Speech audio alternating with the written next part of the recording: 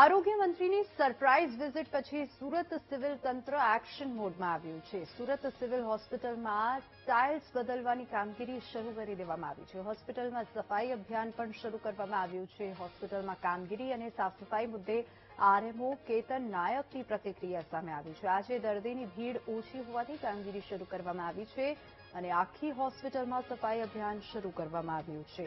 તો હવે હોસ્પિટલના ગેટ પર વ્હીલચેર સાથે કર્મચારી હાજર રહેશે અને અહીં અમદાવાદની યુએન મહેતા હોસ્પિટલ જેવી સુવિધા ટૂંક સમયમાં મળશે. માનનીય આરોગ્ય મંત્રીશ્રીની ગઈકાલની જે સરપ્રાઇઝ વિઝિટ થઈ એ વિઝિટ દરમિયાન એમણે જે કંઈ અવલોકનો કર્યા અને એ બાબતે જે કંઈ સૂચનાઓ આપવામાં આવી એ હોસ્પિટલ પ્રશાસન તરફથી તાત્કાલિક એનું અમલીકરણ ચાલુ કરી દેવામાં આવ્યું છે.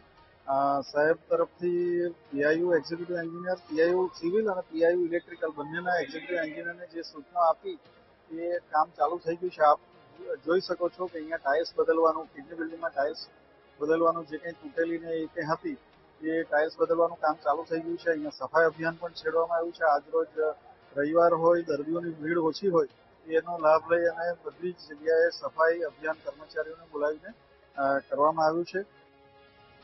તો આરોગ્ય મંત્રીની સરપ્રાઇઝ વિઝિટ પછી સુરત સિવિલ તંત્ર એક્શન મોડમાં આવ્યું છે. સુરત સિવિલ હોસ્પિટલમાં સમારકામ કરવામાં આવ્યું છે. ટાઇલ્સ બદલવાની કામગીરી શરૂ કરવામાં આવી છે. સાફ સફાઈનું અભિયાન શરૂ કરવામાં આવ્યું છે. હોસ્પિટલમાં સાફ સફાઈ અભિયાન પણ શરૂ કરી દેવામાં આવ્યું છે. હોસ્પિટલમાં કામગીરી અને સાફ સફાઈ મુદ્દે આરએમઓ કેતન નાયકની પણ પ્રતિક્રિયા સામે આવી અને આજે દર્દીની ભીડ ઓછી હોવાથી કામગીરી શરૂ કરવામાં આવી છે. ગઈકાલની તસવીર આપ જોઈ શકો છો. આરોગ્ય મંત્રી આ હોસ્પિટલની મુલાકાતે આવ્યા હતા અને આજે આ હોસ્પિટલમાં સાફ સફાઈની કામગીરી હાથ ધરવામાં આવી છે.